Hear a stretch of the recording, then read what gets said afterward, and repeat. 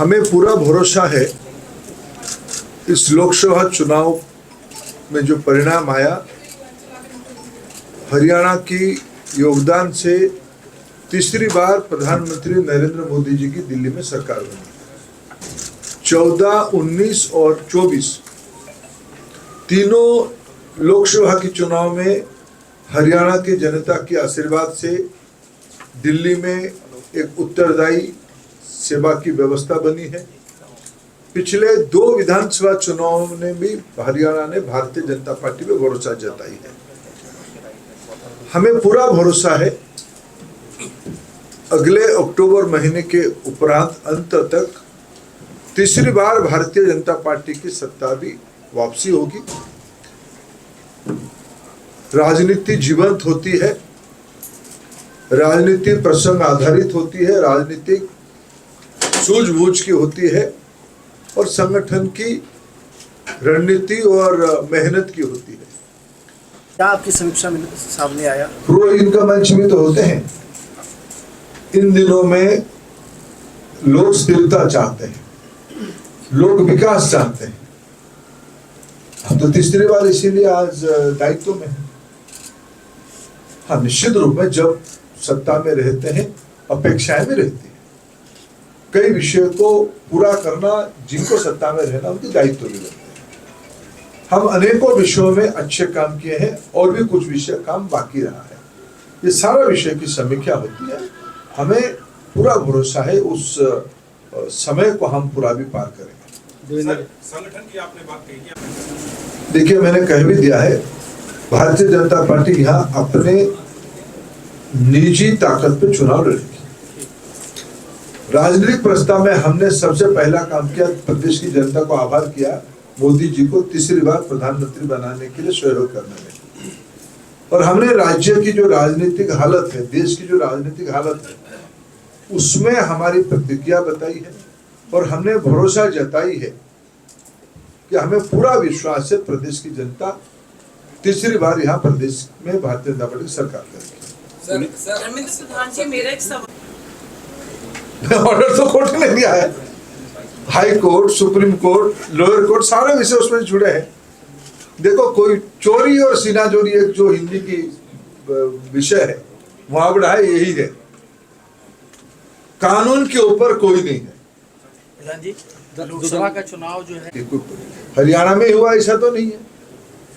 हरियाणा में हुआ ऐसा तो नहीं है। भारतीय जनता पार्टी की कई स्थान पे सरकारें हैं, इसलिए हम समय समय पे अपने सूझबूझ को ध्यान को यूज करते हुए, ग्राउंड रियलिटी को ध्यान में रखते हुए कार्यकर्ता को अवसर देते हैं। नायब सैनी जैसे एक समाज की पिछड़े वर्ग की व्यक्ति को पार्टी ने आस्था स्थापित किया, ये बहुत बड़ी बात है और ये पार्टी की रणनीति है। पार्टी कब किसको दायित्व देगा ये पार्टी के ऊपर निर्भर करता है।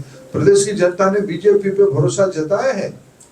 बीजेपी ने कौन से कार्यकर्ता को किस अवसर पे काम देगा, ये पार्टी की दायित्व। Adding to this, sir, NPE has written to ministry seeking the dates of NEET PG exam to reconduct the PG exam, and Rahul Gandhi is demanding the discussion in Parliament. He has raising time and again this question. Congress party चर्चा नहीं चाहती है। चर्चा से Congress party भागना चाहती है। Their only intention is to create chaos, confusion, and create obstacle for smooth functioning of the entire institutional mechanism.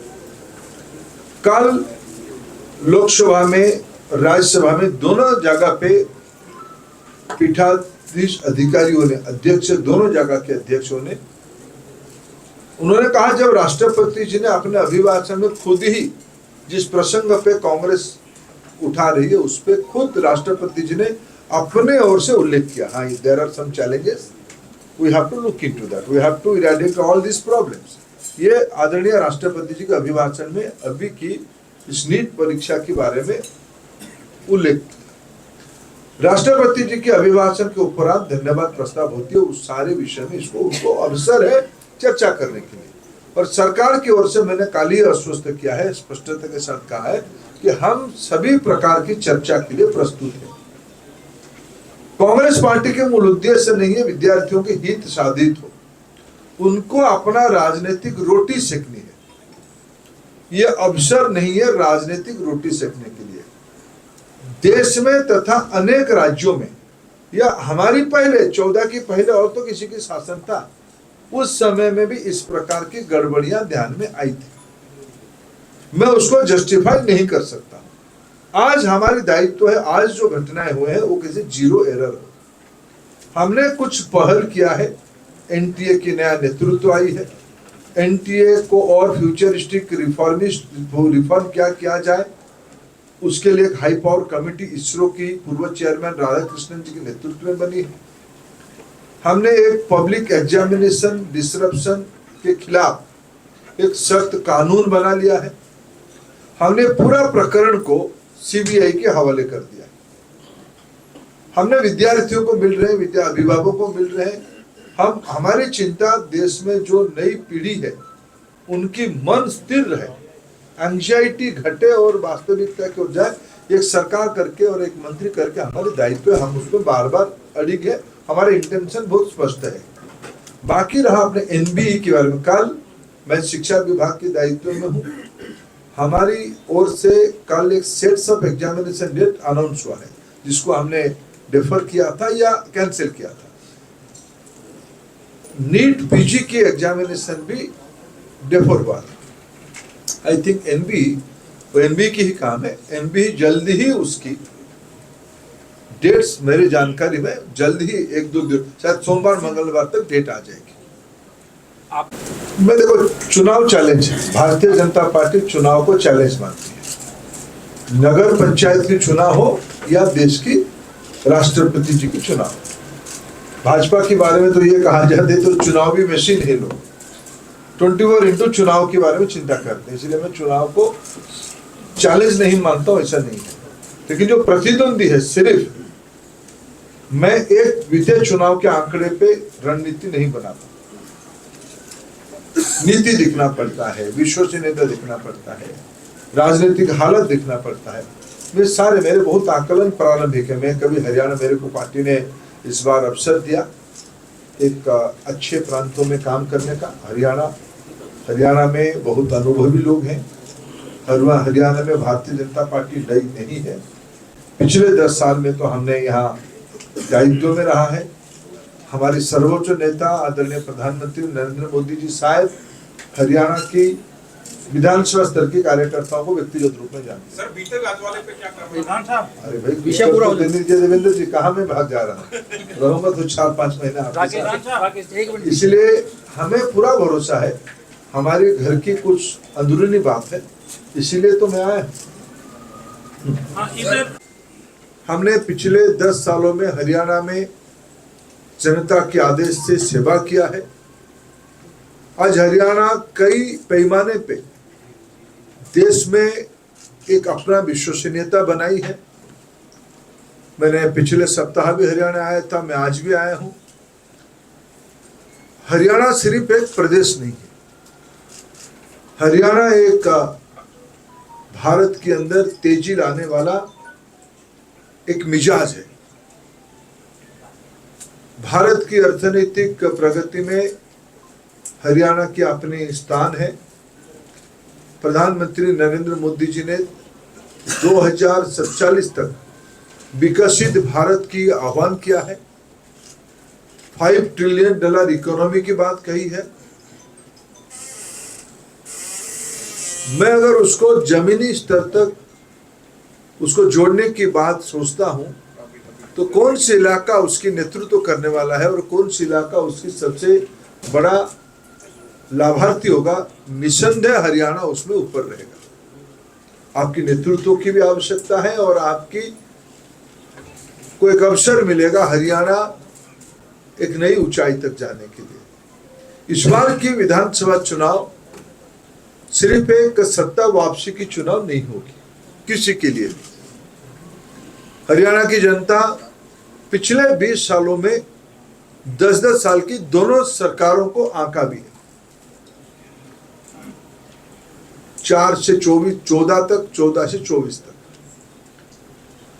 और भारतीय जनता पार्टी जिस पेडेस्टल पे खड़ा है, जिस पैदान पे खड़ा है,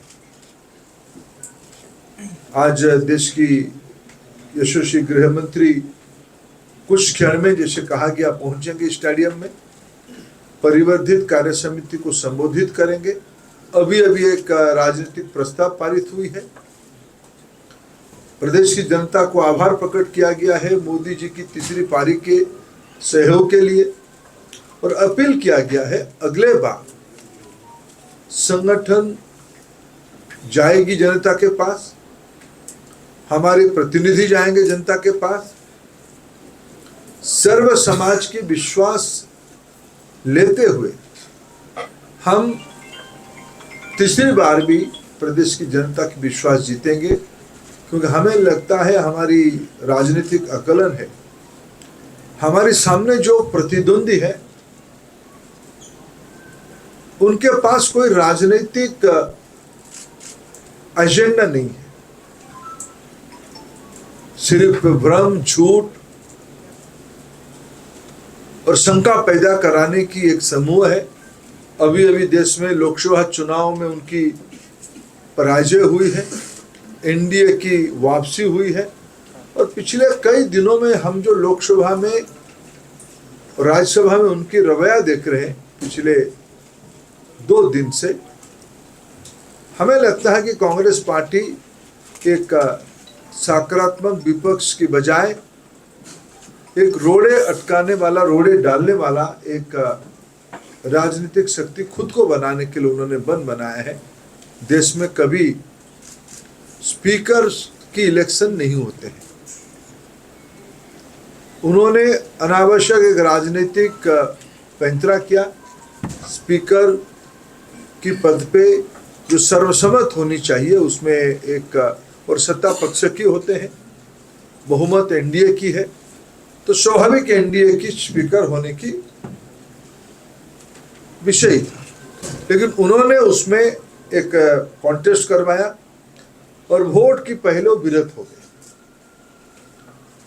ये घटना मैं मानता हूं छोटी नहीं है,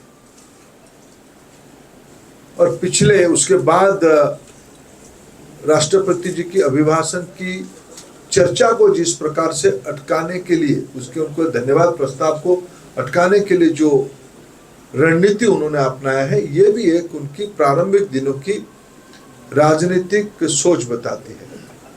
कांग्रेस पार्टी, जैसे मैंने शुरू में कहा, हताशा के कारण, भ्रम, मिथ्या और कुंठित होने के कारण एक दुविधा में है।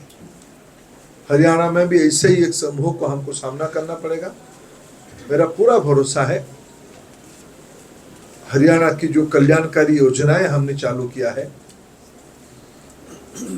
देश में प्रधानमंत्री नरेंद्र मोदी जी की नीति और कार्यक्रम के आधार पे, हरियाणा शासन की सुशासन के आधार पे हम फिर एक बार हरियाणा में दायित्व लेंगे। मैं आपका सहयोग कामना करता हूं। मैं व्यक्तिगत रूप में आपसे मिलना भी चाहूँगा। आपकी सुझाव हमारे लिए वे फॉरवर्ड के लिए मदद होगी और हम मिलते रहेंगे। और मैं आज पहली बार आपको मिल रहा हूँ। मैं आप सबको फिर मेरे ओर से एक बार धन्यवाद देता हूँ। सर मेरा ये सवाल है सर आपसे, कोई डॉक्टर साहब कोई एक संचलन करे तो एक कर। सर मैं देवेंद्र जी एक इसके बाद सर मैं अनिल मोर खबरें से, मेरा ये सवाल है, लगातार 2 बार से आपकी सरकार है, हरियाणा के विधानसभा चुनाव के प्रभारी के नाते भी इनको आदरणीय श्री सुरेंद्र प्रधान जी को दायित्व दिया है। आज हमारे बीच में उपस्थित हैं। उनके बाईं ओर श्री सुरेंद्र पूनिया जी पार्टी के प्रदेश के महामंत्री हैं। मेरी दाईं ओर श्री प्रवीण जी आप सबके परिचित हैं। पूनिया जी से उस ओर श्री राजीव जेटली जी, मुख्यमंत्री जी के मीडिया सलाहकार दिल्ली में। छोड़ दीजिए, मैं आपकी इससे सुझाव के लिए आपको आभार प्रकट करता हूँ, लेकिन बीजेपी के कार्यकर्ताओं की चिंता बीजेपी, कोई आयातित, कोई पुराने, कोई नया नहीं। भारतीय जनता पार्टी में जो आए वो भारतीय जनता पार्टी, जिन्होंने भारतीय जनता पार्टी की नीति, नियत और नेतृत्व पे समर्पित हुआ, वो हमारे कार्यकर्ता है। बाकी सबसे हमारी बातचीत होती है। राव इंद्रजीत सिंह प्रदेश की बहुत बड़े नेता है, कल ही मैंने उनसे बात किया, कोई विषय नहीं है। 90 विधानसभा अपने बलबूते पे लड़ेगा और हम बहुमत के साथ सरकार बनाएंगे। सर उन्होंने ये भी कोई बात कोई बात।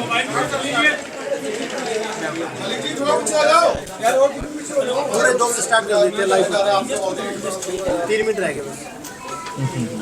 क्योंकि त्रिपुरा के पूर्व मुख्यमंत्री विप्लव देव जी, हमारे संगठन की प्रभारी राजस्थान के नेता सतीश पुनिया जी और सह प्रभारी सुरेंद्र नागर जी, हम 5 लोग अमूमन 4 से 5 जिला जाएंगे, विधानसभा स्तर की लोगों को मिलेंगे। ये आज इस बैठक के उपरांत ये आने वाले 10-15 दिन के अंदर वो भी पूरा हो जाएगा। सर 2019 में